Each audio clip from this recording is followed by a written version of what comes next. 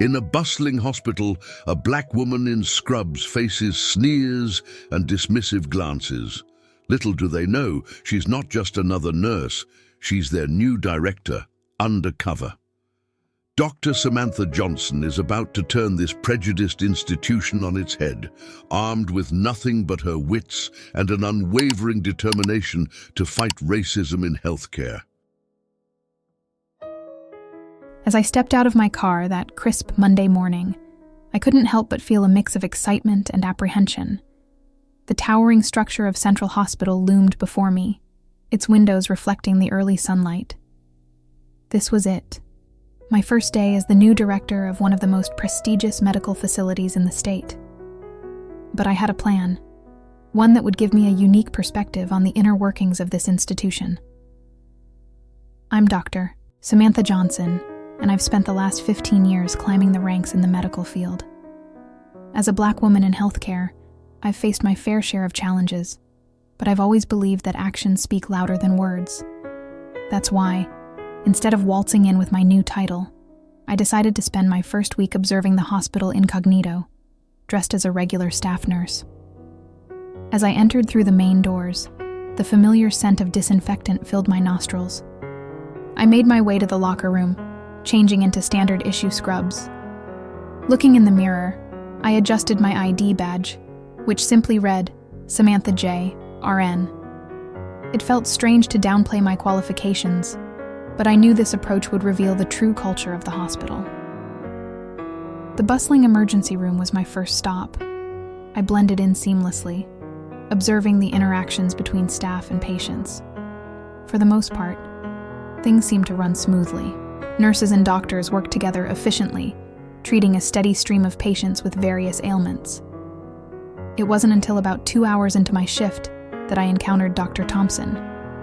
He burst into the ER, his white coat flapping behind him like a cape. I'd heard rumors about him, brilliant but arrogant, with a reputation for being difficult to work with. Little did I know, he was about to give me a first-hand experience of his infamous attitude. A young boy had been brought in with a severe allergic reaction. As I was checking his vitals, Dr. Thompson approached, barely acknowledging my presence. He barked orders at me rapid fire, his tone condescending. "Nurse, I need a complete patient history stat, and make sure you don't mess up the dosage on the epinephrine this time." I was taken aback. This time, he'd never even met me before. I realized he was making assumptions based solely on my appearance. Keeping my cool, I responded professionally, "Yes, doctor. I'll get right on that." As I turned to carry out his instructions, I overheard him muttering to another doctor, "These new nurses, I swear, they're letting anyone in these days. Probably some affirmative action hire." My blood boiled, but I forced myself to focus on the patient. I'd dealt with this kind of prejudice before, but it never got easier. Still, I was here to observe, and Dr. Thompson had just given me a lot to think about. Throughout the day, I noticed more subtle forms of discrimination. Some patients seemed hesitant when I approached them, visibly relaxing only when a white nurse or doctor took over. A few of my colleagues spoke to me slowly, as if they assumed I might not understand complex medical terminology. Despite these challenges, I remained professional and focused on providing the best care possible. I assisted in treating a variety of cases, from minor injuries to more serious conditions. My years of experience allowed me to anticipate needs and offer valuable insights, though I was careful not to overstep the boundaries of my assumed role. As the day wore on, I found myself working alongside Sarah, a kind-hearted nurse who'd been at Central Hospital for over a decade. We clicked immediately, and I was grateful for her friendly presence amidst the sometimes hostile environment. "Don't let Dr. Thompson get to you," she whispered during a quiet moment. "He's like that with everyone, but especially hard on nurses of color. It's not right, but nobody seems willing to stand up to him." I nodded, filing away this information for later. It was clear that the hospital had some deep-rooted issues that needed addressing. Towards the end of my shift, a critical case came in. a middle-aged man experiencing severe chest pains. Dr. Thompson took charge, ordering a battery of tests. I assisted, keeping a close eye on the patient's condition. As we waited for the test results, I noticed something concerning in the patient's behavior. His pain seemed to be radiating in an unusual pattern, and his skin had taken on a slightly bluish tinge that Dr. Thompson had overlooked. I spoke up, my voice calm but firm. "Dr. Thompson, I think we should consider the possibility of an aortic dissection. The pain pattern and skin discoloration suggest..." He cut me off abruptly. "Nurse, I don't recall asking for your diagnosis. Stick to your job and let me do mine." I bit my tongue, knowing that pushing further could jeopardize my cover.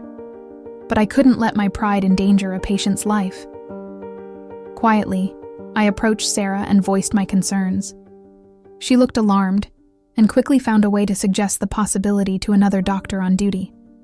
Within minutes, the correct diagnosis was made, and the patient was rushed into emergency surgery. Dr. Thompson looked flustered, realizing his mistake. He didn't apologize or acknowledge my input, instead barking more orders to cover his embarrassment.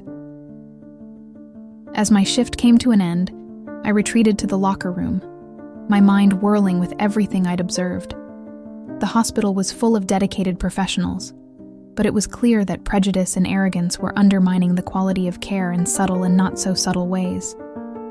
I changed back into my regular clothes, my designer suit a stark contrast to the scrubs I'd worn all day. As I drove home, I began formulating plans for the changes I would implement. It wasn't just about confronting individuals like Dr. Thompson. It was about reshaping the entire culture of the hospital. Little did they know, the new director had been walking among them all day, and I had seen enough to know that Central Hospital was in dire need of a major overhaul. The next morning, I arrived at the hospital even earlier, determined to gather more insights. As I changed into my scrubs, I overheard two nurses discussing a staff meeting scheduled for later that day. Apparently, the mysterious new director was set to make an appearance. I smiled to myself, knowing they had no idea she was already among them. My second day started in the pediatric ward. The atmosphere was different here. Colorful murals adorned the walls, and the sound of children's laughter occasionally broke through the usual hospital noises. I was assigned to assist Dr. Laura Chen, a pediatrician known for her gentle bedside manner. As we made our rounds, I was impressed by Dr. Chen's interactions with both patients and staff. She took the time to explain things clearly to worried parents and always acknowledged the contributions of her nursing team. It was a stark contrast to my experience with Dr. Thompson the day before. However, even here, I noticed subtle signs of bias. When we entered the room of a young black patient, I saw Dr. Chen's smile tighten ever so slightly. Her tone remained professional, but there was a hint of condescension as she explained the treatment plan to the child's mother. The mother, clearly picking up on this, became defensive and started questioning every detail of the plan. I stepped in, using my experience to bridge the communication gap. Speaking to the mother with genuine empathy and respect, I helped clarify Dr. Chen's instructions. The tension in the room visibly decreased, and the mother thanked me with a grateful smile. As we left the room, Dr. Chen pulled me aside. "You handled that well," she said, sounding surprised. "Most new nurses struggle with those kinds of challenging patients." I bit back a retort, simply nodding and saying, "Every patient deserves our best care and respect, regardless of their background." Dr. Chen looked at me curiously, but said nothing more. I could see the wheels turning in her head, perhaps reassessing her own biases. It was a small moment, but it reinforced my belief that change was possible, even if it came in small increments. As the day progressed, I found myself back in the ER, this time working alongside Dr. Thompson again. A car accident victim had been brought in, and the atmosphere was tense. Dr. Thompson was barking orders left and right, his face flushed with stress. I focused on stabilizing the patient, my hands steady, as I applied pressure to a bleeding wound. Dr. Thompson called for a specific medication, and I immediately recognized it as the wrong choice for this patient's condition. The dosage he specified would interact dangerously with the blood thinners the patient was already on. Time seemed to slow down as I made a split-second decision. I couldn't let my cover prevent me from saving a life. "Dr. Thompson," I said firmly, "I believe that medication might interact negatively with the patient's current prescriptions. Perhaps we should consider an alternative." The room fell silent. Dr. Thompson turned to me, his eyes blazing with anger. "Are you questioning my judgment, nurse?" he spat out. I stood my ground. "I'm not questioning, sir. I'm simply suggesting we double-check to ensure the patient's safety." For a moment, I thought he might explode. But then, another doctor who had overheard quickly pulled up the patient's chart on a nearby computer. "She's right," he said, sounding surprised. "Good catch, nurse." Dr. Thompson's face turned an even deeper shade of red. Without acknowledging his mistake, he gruffly ordered the correct medication. As the crisis passed and the patient stabilized, I could feel his glare boring into my back. Later, as I was updating patient charts, Dr. Thompson cornered me in a quiet hallway. "Listen here," he hissed, his voice low and threatening. "I don't know who you think you are, but this is my ER. If you ever question me in front of my staff again, I'll make sure you're mopping floors for the rest of your career. Do I make myself clear?" I met his gaze steadily, my heart pounding, but my voice calm. "Crystal clear, doctor. I apologize if I overstepped. I was only concerned for the patient's well-being."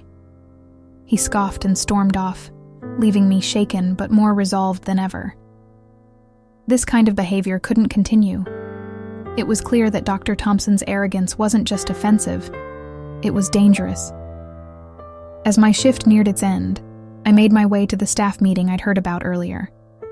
I slipped into the back of the crowded conference room, curious to hear what would be said about the new director, about me. The chief of medicine, Dr. Harrison, stood at the front of the room. He was an older man with a distinguished air, his silver hair and beard giving him a grandfatherly appearance.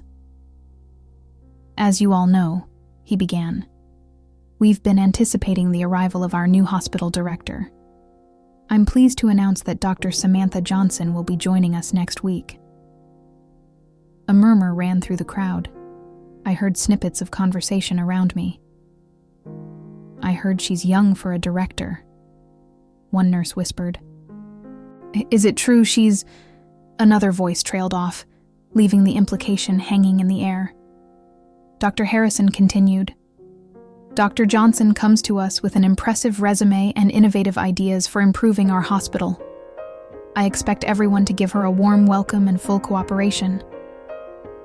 From the corner of my eye, I saw Dr. Thompson roll his eyes. He leaned over to a colleague and muttered something I couldn't quite hear, but the smirk on his face told me all I needed to know. As the meeting concluded, I lingered, listening to the chatter around me. The reactions were mixed. Some seemed excited about the prospect of new leadership, while others grumbled about change and questioned my qualifications, all without realizing I was standing right there. I left the meeting with a heavy heart, but a strengthened resolve. The challenges I faced were even greater than I had anticipated. It wasn't just about changing policies, it was about changing hearts and minds. As I changed out of my scrubs for the last time that week, I reflected on everything I'd seen and experienced.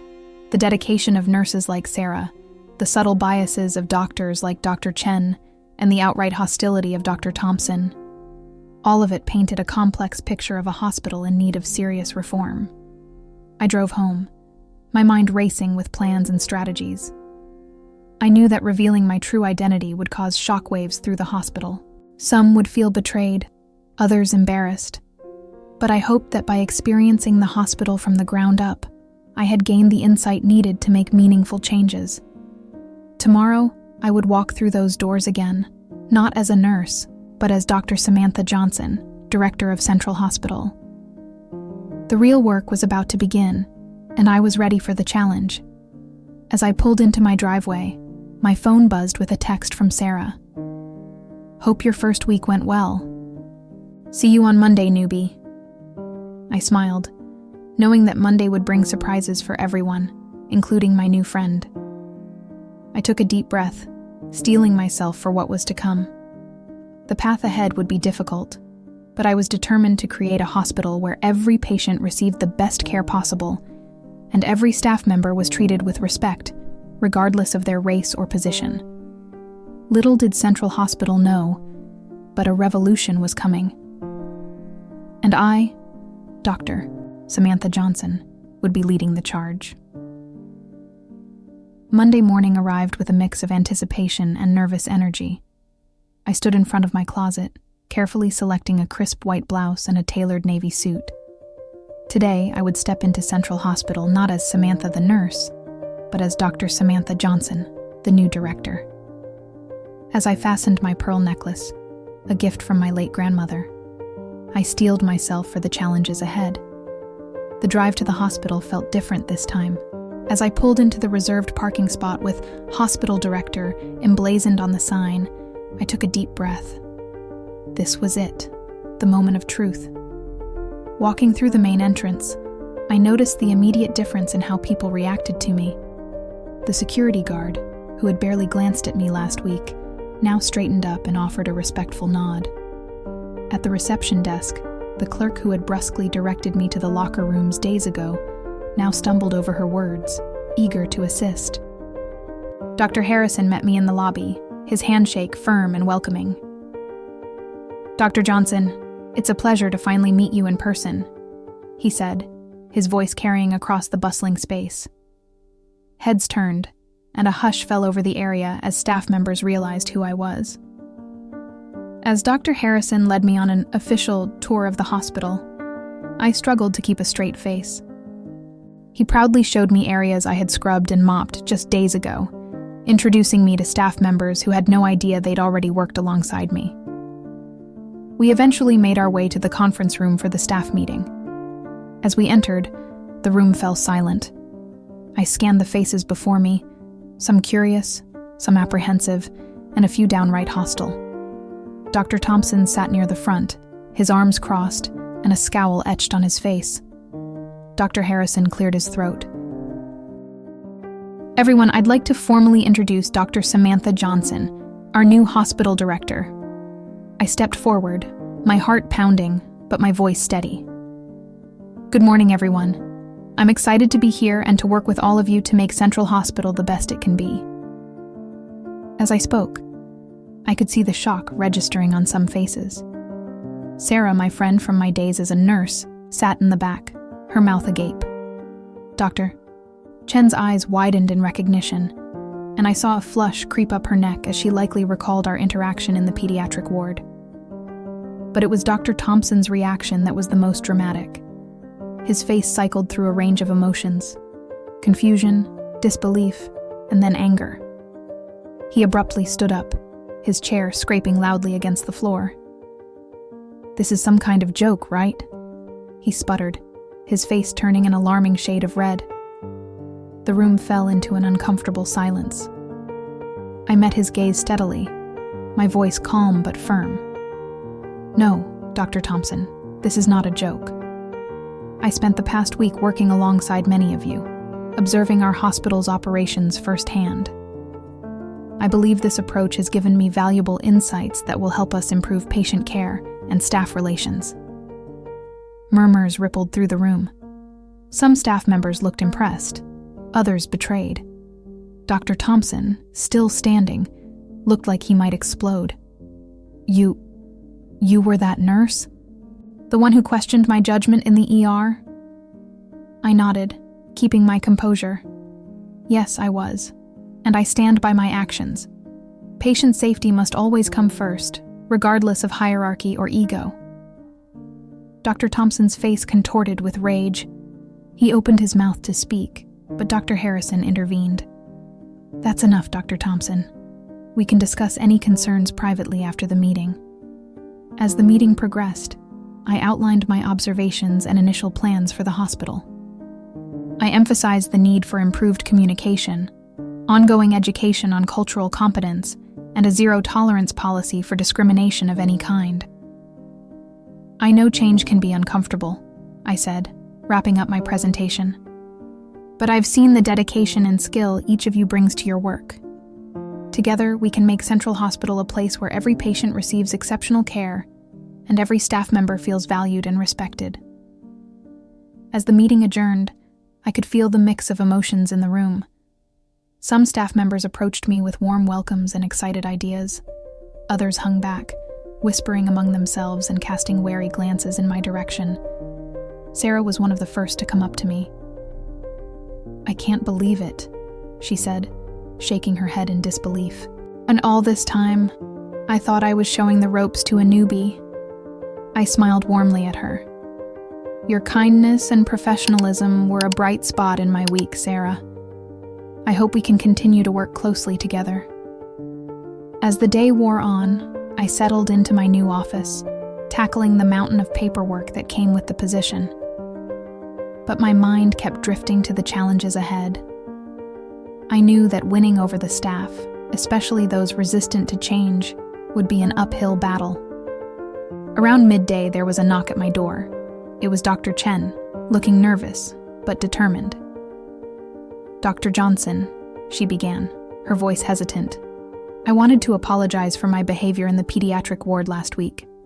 I didn't realize my biases were so apparent." I gestured for her to sit down. "Thank you for coming to me, Dr. Chen. Recognizing our biases is the first step in overcoming them. I'd like to work with you to develop some new training programs for our staff.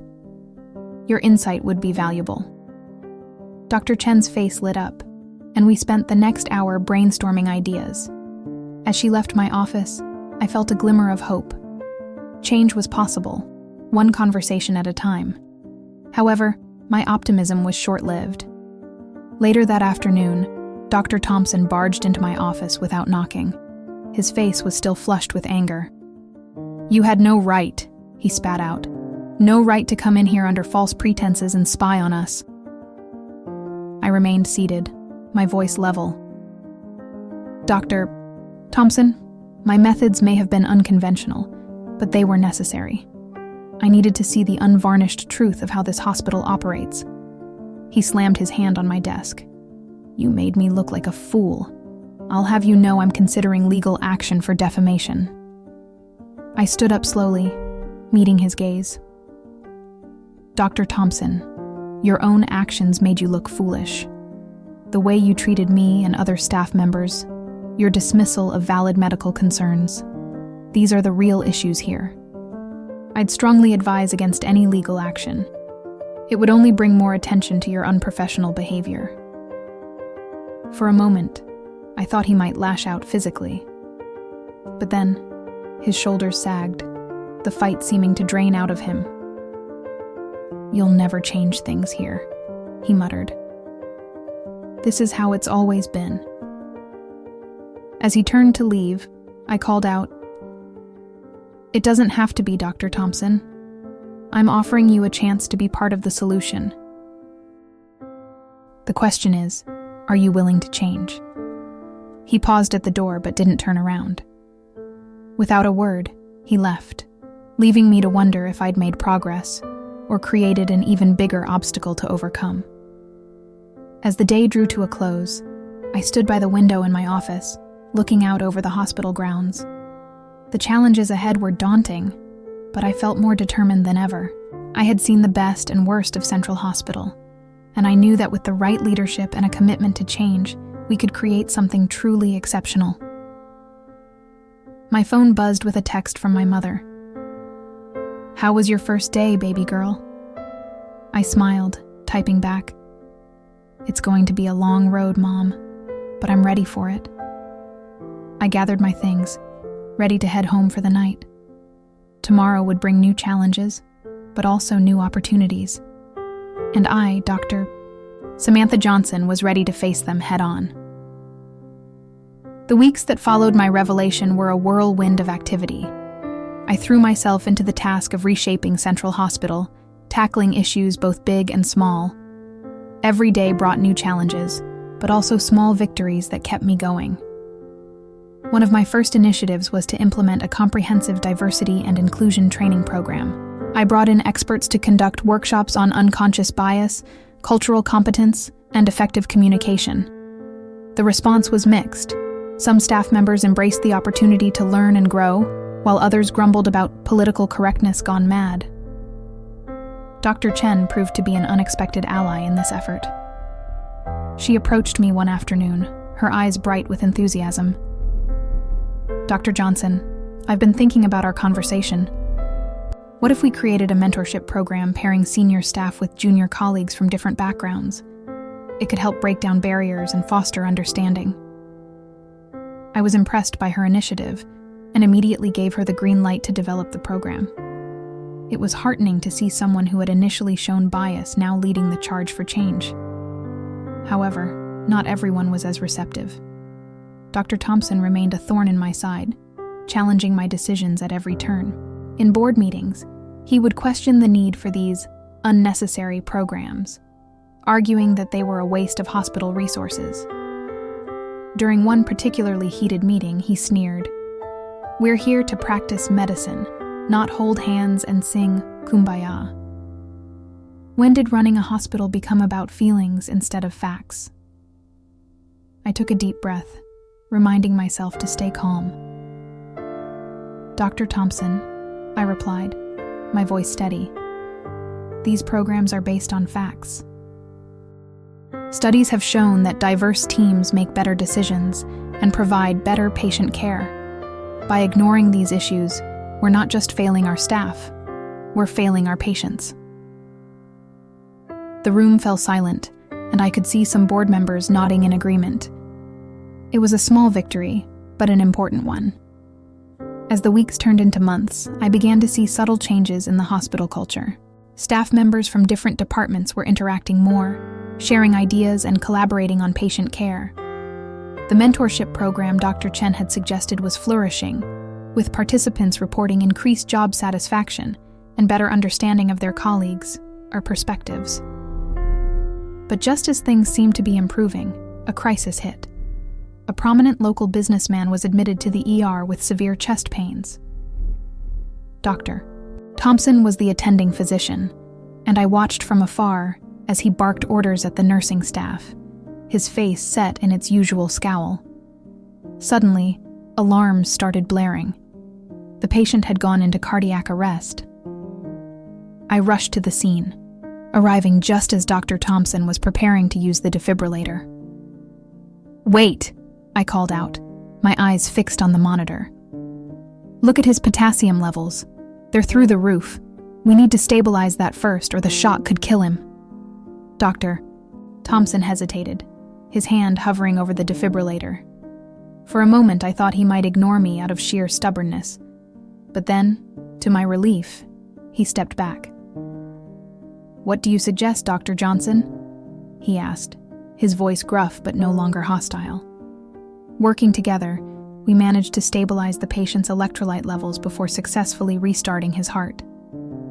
As the crisis passed and the patient was moved to the ICU, I turned to Dr. Thompson. "But thank you for listening," I said quietly. "Your expertise, combined with a willingness to consider other perspectives, just saved a life." He nodded curtly, a flicker of something, respect perhaps, in his eyes. It wasn't a dramatic transformation, but it was a start. The incident made the local news, with headlines praising the teamwork and quick thinking at Central Hospital that had saved a prominent citizen's life. It was a much-needed boost for staff morale and the hospital's reputation. Riding this wave of positive publicity, I decided it was time to tackle one of the hospital's most persistent problems, the long wait times in the ER. I assembled a task force, deliberately choosing members from various departments and backgrounds to analyze the issue and propose solutions. The team worked tirelessly, poring over data and observing ER operations firsthand. After weeks of analysis, they presented their findings and recommendations. Their proposal included streamlining triage procedures, implementing a new patient tracking system, and creating a fast track for less severe cases. As I listened to their presentation, I couldn't help but feel proud. This diverse group had come up with innovative solutions that none of them might have reached on their own. It was living proof of the power of inclusion and collaboration. Implementing these changes wasn't easy. It required retraining staff, updating technology, and completely overhauling some long-standing procedures. There were hiccups and setbacks along the way, but slowly, we began to see results. Wait times started to decrease, and patient satisfaction scores began to climb. One day, as I was doing my regular rounds, I overheard a conversation between two nurses, one veteran, one relatively new. The younger nurse was expressing frustration about a difficult patient, her voice tinged with prejudice. To my surprise, it was the older nurse who gently corrected her, reminding her of the importance of cultural sensitivity and patient-centered care. I smiled to myself, realizing that the culture change was starting to take root. It wasn't just coming from the top down anymore. Staff members were holding each other accountable. But just as things seemed to be on an upswing, a new challenge emerged. An anonymous staff member had leaked internal documents to the local press, alleging that my diversity initiatives were causing reverse discrimination and creating a hostile work environment for white employees. The story exploded in the local media, with talking heads debating the merits of diversity programs and questioning my leadership. I found myself at the center of a storm, fielding calls from reporters and trying to reassure worried board members. In the midst of this chaos, I received an unexpected visitor, Dr. Thompson. He knocked on my office door late one evening, looking uncharacteristically hesitant. "Dr. Johnson," he began, his voice gruff but not unkind. "I want you to know, it wasn't me who leaked those documents, and I don't agree with what they're saying in the press." I raised an eyebrow, surprised by his statement. He continued, "I may not have agreed with all your methods, but I can't deny the results. The hospital is running more efficiently than ever, and that day in the ER, well, it made me realize that sometimes a fresh perspective can make all the difference." His words meant more to me than I could express. "Thank you, Dr. Thompson," I said simply. "Your support means a lot, especially now." He nodded, then hesitated before adding, "If you need someone to speak to the press to counter these allegations, I'd be willing to do it. They might listen to an old white guy like me." I couldn't help but chuckle at his description.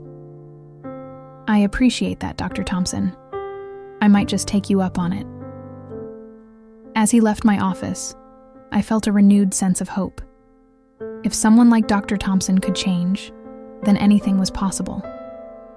The next few weeks were a blur of press conferences, board meetings, and late nights strategizing with my team. We decided to tackle the allegations head-on, inviting the press and community leaders to see the positive changes at the hospital for themselves. We showcased our improved ER wait times, our rising patient satisfaction scores, and our innovative mentorship program. We had staff members from all backgrounds share their experiences, highlighting how the inclusive environment had improved both their work life and patient care. Dr. Thompson, true to his word, spoke passionately about the positive changes he'd witnessed. Coming from him, it carried extra weight, and I could see the skepticism in some reporters. Eyes start to fade. Slowly but surely, the tide of public opinion began to turn. The story shifted from one of controversy to one of transformation. How a struggling hospital had become a model of efficiency and inclusive excellence. As the media frenzy died down, I found myself standing in the hospital lobby, looking at the diverse group of staff members bustling about their day. There was Dr. Chen, deep in conversation with her mentee.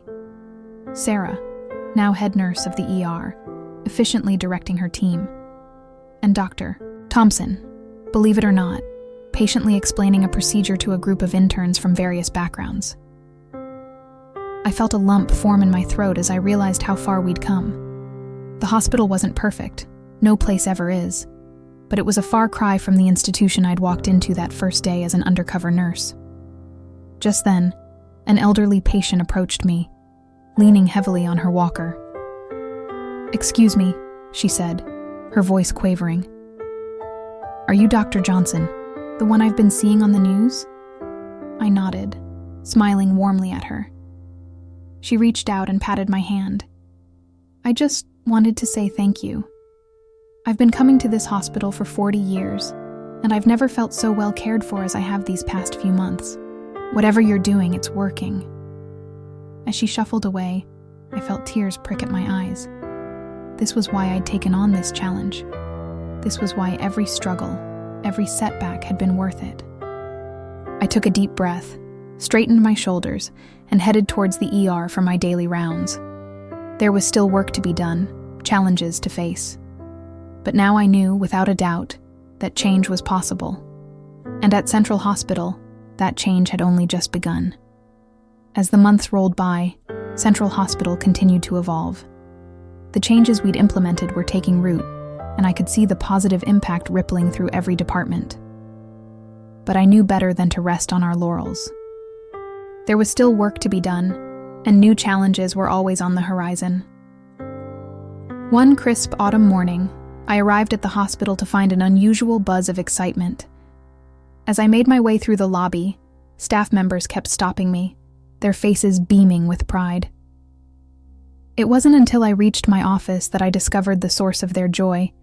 Central Hospital had been nominated for a prestigious National Award for Excellence in Patient Care and Hospital Management. The nomination cited our innovative approaches to diversity and inclusion, our improved efficiency, and our consistently high patient satisfaction scores. It was a testament to the hard work and dedication of every staff member, from the janitorial team to the most senior doctors. As I sat at my desk, processing this news, there was a knock at my door. It was Sarah, her eyes shining with excitement. "Dr. Johnson, have you heard? This is incredible." I nodded, unable to keep the smile off my face. "It's a great honor, Sarah. But we couldn't have done it without team members like you leading the charge." Sarah's expression turned serious. "You know, when you first revealed who you were, I felt a bit betrayed. But now, I can't imagine this hospital without you. You've changed everything, Dr. Johnson." Her words touched me deeply. "We've changed everything, Sarah. All of us, together." As news of the nomination spread, I could feel a new energy pulsing through the hospital. Staff members walked with an extra spring in their step, and the sense of pride was palpable.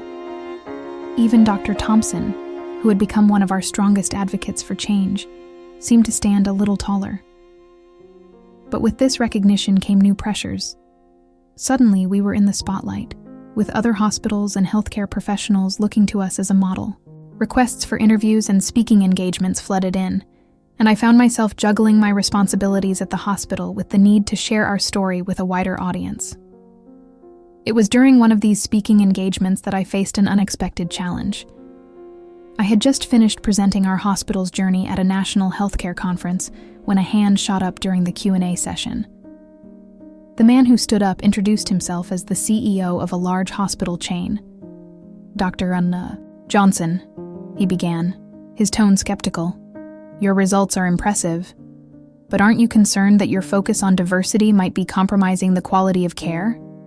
After all, shouldn't we be hiring based on merit alone?" The room fell silent, all eyes on me.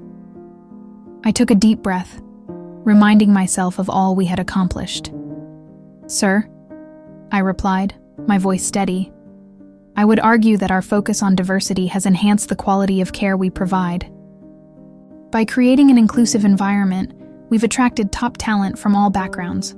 Our diverse teams bring a wealth of perspectives to the table, leading to more innovative solutions and better patient outcomes.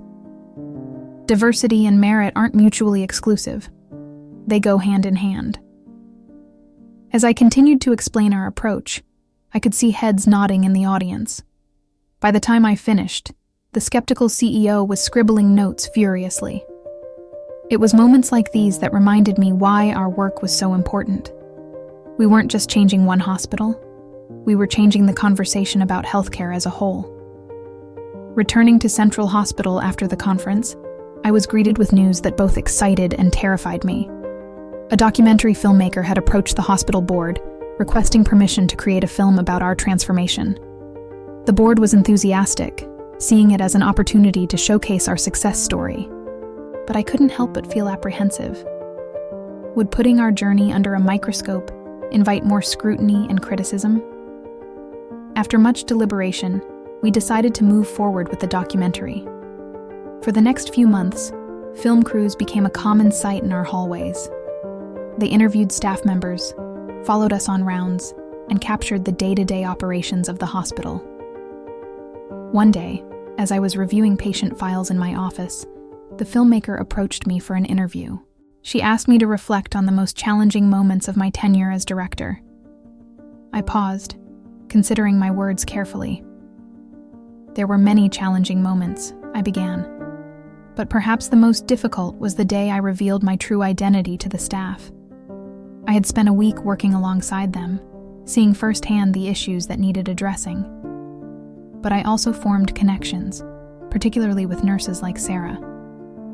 When I revealed who I really was, I saw the hurt and betrayal in their eyes. Rebuilding that trust was one of the hardest things I've ever had to do. The filmmaker nodded, encouraging me to continue. I went on to describe the resistance we faced when implementing changes, the media scrutiny during the leaked document scandal, and the ongoing challenge of changing deeply ingrained attitudes and behaviors. But you know, I added, a smile forming on my lips. For every difficult moment, there were dozens of rewarding ones. Seeing staff members from different backgrounds collaborating effortlessly, hearing patients praise the care they received, watching Dr. Thompson of all people become an advocate for diversity, these moments made every struggle worthwhile. As the documentary project progressed, I found myself reflecting more and more on our journey. We had come so far, but there was still so much to do. I began to think beyond the walls of Central Hospital, wondering how we could extend our impact to the broader healthcare system. It was during a late-night brainstorming session with Dr. Chen that an idea began to take shape. What if, I mused, we created a program to share our methods with other hospitals, a sort of consultancy or training program? Dr. Chen's eyes lit up. That's brilliant, Dr. Johnson. We could help other institutions implement similar changes, creating a ripple effect across the entire healthcare industry. Over the next few weeks, we worked tirelessly to develop this new initiative. We called it the Central Model, a comprehensive program designed to help other hospitals create more inclusive, efficient, and patient-centered environments. As we prepared to launch the Central Model, I couldn't help but feel a sense of nervous excitement. We were about to take everything we had learned, everything we had fought for, and share it with the world. It was a big step, and I knew there would be challenges ahead. The day of the launch arrived, and I found myself standing at a podium, facing a room full of healthcare professionals, journalists, and community leaders. As I looked out at the sea of faces, I saw curiosity, skepticism, and hope. My ladies and gentlemen, I began, my voice strong and clear. Today, we're not just launching a program, we're launching a movement to transform healthcare, to create hospitals that truly serve all members of our communities, regardless of their background or identity. As I spoke, I could see the audience becoming more engaged. I shared stories from our journey at Central Hospital, the challenges we faced, the solutions we developed, and the incredible results we achieved. But this isn't just about Central Hospital, I continued. It's about creating a healthcare system that works for everyone. With the Central Model, we're offering a roadmap for change. We're saying to every hospital, every clinic, every healthcare provider out there, change is possible. More than that, it's necessary. As I concluded my speech, the room erupted in applause. I could see excitement on the faces before me, and I knew that our message had resonated. We were on the cusp of something big, something that could transform healthcare on a national scale. In the weeks and months that followed, interest in the central model exploded. Hospitals from across the country reached out, eager to learn from our experience. We began sending teams to other institutions, helping them implement changes and overcome challenges. It wasn't always easy. Some hospitals faced resistance similar to what we had experienced. Others struggled to adapt our methods to their unique circumstances. But slowly, surely, we began to see results. Reports started coming in of improved patient outcomes, increased staff satisfaction, and more efficient operations. 1 year after the launch of the central model, we held a conference to bring together all the hospitals that had implemented our program. As I stood on stage, looking out at the diverse group of healthcare professionals before me, I felt a wave of emotion wash over me. I thought back to that first day at Central Hospital, when I had walked in disguised as a nurse, unsure of what I would find. I remembered the challenges we faced, the resistance we overcame, and the moments of triumph that made it all worthwhile. And now, here we were. Not just one hospital, but dozens, all working towards the same goal, creating a healthcare system that truly served everyone. As I concluded my keynote speech, I shared a final thought with the audience. When I started this journey, I had a vision of what healthcare could be. But what we've achieved, what all of you have achieved, has surpassed even my wildest dreams. We've proven that change is possible, that diversity and inclusion aren't just buzzwords, but essential components of excellent healthcare. I paused, looking out at the sea of faces before me. But our work isn't done. There are still hospitals out there that need our help, still patients who aren't receiving the care they deserve. So let's leave here today, not just celebrating what we've accomplished, but recommitting ourselves to the work ahead, because together we can transform healthcare, one hospital at a time. As the applause washed over me, I felt a sense of peace and purpose. The journey had been long and challenging, but it had been worth every moment. And the best part? It was far from over. There were still battles to be fought, minds to be changed, and lives to be improved. But now, we weren't fighting alone. We had created a movement, a community of healthcare professionals dedicated to making a difference, and together, I knew we could achieve anything. As I stepped off the stage, I was filled with hope for the future, not just for Central Hospital, not just for the hospitals we had helped, but for the entire healthcare system. We had started a revolution, and there was no turning back now. As the conference came to a close, I found myself overwhelmed by the outpouring of support and enthusiasm from my colleagues. The energy in the room was electric, filled with a shared sense of purpose and possibility. But as I made my way back to Central Hospital, a nagging thought crept into my mind. We had achieved so much, but had we truly addressed the root causes of the problems we set out to solve? The following weeks were a whirlwind of activity. Requests for consultations and speaking engagements flooded in from hospitals across the country. Our success had caught the attention of policymakers, and I found myself invited to testify before a congressional committee on healthcare reform. As I prepared for my testimony, I couldn't shake the feeling that we were on the cusp of something even bigger than I had initially imagined. This was an opportunity to effect change not just in individual hospitals, but in the very fabric of our healthcare system. The day of the hearing arrived, and I found myself seated before a panel of stern-faced politicians. As I began my testimony, I could feel the weight of responsibility on my shoulders. I shared our story, the challenges we faced, and the successes we achieved. But I didn't stop there. Distinguished members of the committee, I said, my voice steady and clear. What we've accomplished at Central Hospital and through the Central Model is just the beginning. We've proven that change is possible, that we can create healthcare environments that truly serve all members of our communities. But to make lasting change, we need to address the systemic issues that perpetuate inequality in our healthcare system. I went on to outline a series of policy recommendations, increased funding for diversity initiatives in medical schools, mandatory cultural competency training for all healthcare professionals, and incentives for hospitals that implement comprehensive diversity and inclusion programs. As I spoke, I could see the committee members leaning forward, their expressions a mix of interest and skepticism. When I finished, the questions came rapid fire. Some were supportive, others challenging. But I stood my ground, backing up each point with data and real-world examples from our experiences. As I left the hearing, I felt a mix of exhaustion and exhilaration. I had no idea if my testimony would lead to concrete policy changes, but I knew I had planted a seed. The conversation about diversity and inclusion in healthcare was no longer confined to hospital boardrooms. It had reached the halls of power. Returning to Central Hospital, I was greeted with news that both excited and terrified me. A major healthcare conglomerate had taken notice of our success and was interested in implementing the central model across their entire network of hospitals. This was an opportunity to impact hundreds of thousands of patients and healthcare workers.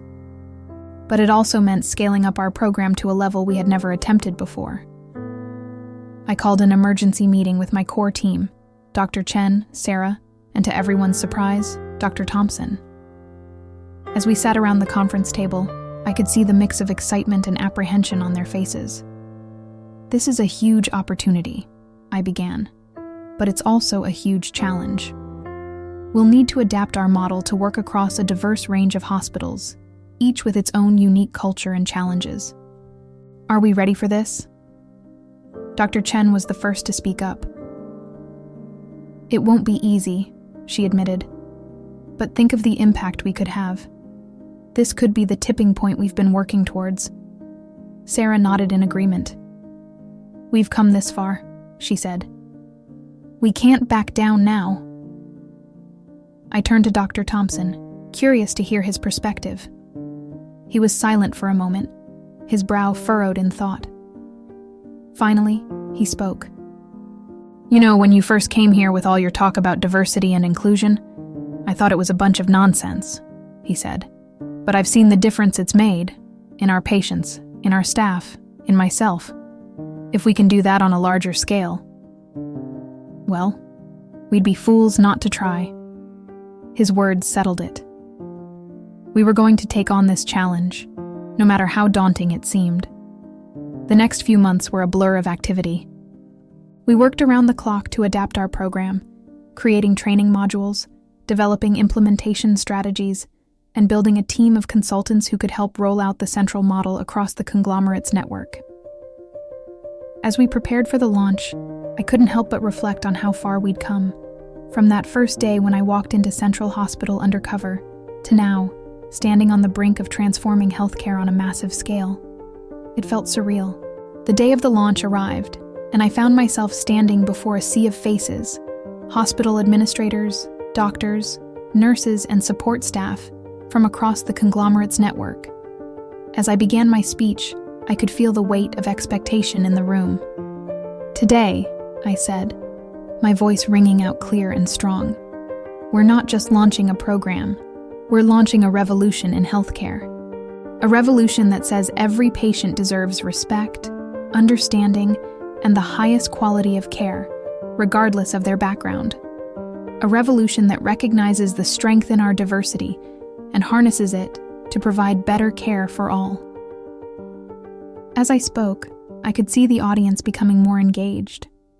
I shared stories from our journey at Central Hospital, the challenges we overcame, and the incredible results we achieved. But I also acknowledged the road ahead. This won't be easy, I admitted. Change never is. There will be resistance, there will be setbacks. But I promise you the results will be worth it. Together we can create a healthcare system that truly serves everyone. As I concluded my speech, the room erupted in applause. I could see excitement on the faces before me, but also determination. They were ready for the challenge ahead. The rollout of the central model across the conglomerate's network was the biggest test we had faced yet. Each hospital presented its own unique challenges, from entrenched biases to logistical hurdles. There were times when it felt like we were taking one step forward and two steps back. But slowly, surely, we began to see results. Reports started coming in of improved patient outcomes, increased staff satisfaction, and more efficient operations. The changes weren't just numbers on a page.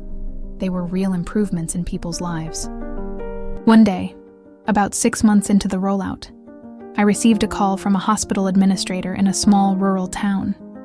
Her voice was choked with emotion as she shared a story about a young Latina woman who had come to their ER with severe abdominal pain. In the past, language barriers and cultural misunderstandings might have led to a delayed diagnosis. But thanks to the new protocols and training we had implemented, the staff was able to quickly identify the problem and provide life-saving treatment. "Dr. Johnson," the administrator said, "I don't think I fully understood the importance of what we were doing until that moment. You're not just changing hospitals, you're saving lives." Her words hit me hard. In the whirlwind of policy meetings, training sessions, and data analysis, it was easy to lose sight of the real impact of our work. But this was why we had started this journey in the first place, to make a difference in people's lives, one patient at a time. As the 1-year mark of the conglomerate-wide rollout approached, we decided to hold a conference to bring together representatives from all the hospitals in the network. As I stood on stage, looking out at the diverse group of healthcare professionals before me, I felt a wave of emotion wash over me. I thought back to that first day at Central Hospital, when I had walked in disguised as a nurse, unsure of what I would find. I remembered the challenges we faced, the resistance we overcame, and the moments of triumph that made it all worthwhile. And now, here we were. Not just one hospital, not just a dozen, but an entire network of hospitals, all working towards the same goal, creating a healthcare system that truly served everyone. As I concluded my keynote speech, I shared a final thought with the audience. When I started this journey, I had a vision of what healthcare could be. But what we've achieved, what all of you have achieved, has surpassed even my wildest dreams. We've proven that change is possible, that diversity and inclusion aren't just buzzwords, but essential components of excellent healthcare. I paused, looking out at the sea of faces before me. But our work isn't done. There are still hospitals out there that need our help, still patients who aren't receiving the care they deserve. So let's leave here today, not just celebrating what we've accomplished, but recommitting ourselves to the work ahead. Because together we can transform healthcare, not just in our network, but across the entire country. As the applause washed over me, I felt a sense of peace and purpose. The journey had been long and challenging, but it had been worth every moment. And the best part? It was far from over. There were still battles to be fought, minds to be changed, and lives to be improved. But now, we weren't fighting alone.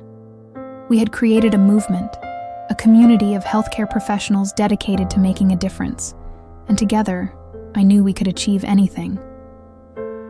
As I stepped off the stage, I was filled with hope for the future, not just for Central Hospital, not just for the hospitals in our network, but for the entire healthcare system. We had started a revolution, and there was no turning back now. The path ahead would not be easy. There would be new challenges to face, new obstacles to overcome. But as I looked around at the faces of my colleagues, Dr. Chen, Sarah, even Dr. Thompson, I knew we were ready. We had come too far, achieved too much to stop now. This was more than just a job, more than just a program. It was a calling. A mission to create a healthcare system that truly reflected the diversity of our nation, that provided quality care to every patient, regardless of their background. As I left the conference center that day, I felt a renewed sense of purpose. The journey that had begun with one undercover week in a single hospital had grown into a nationwide movement. And I knew, deep in my heart, that this was only the beginning. The future of healthcare was changing, and we were leading the charge. One hospital, one patient, one life at a time, we were making a difference. And that, I realized, was the greatest achievement of all.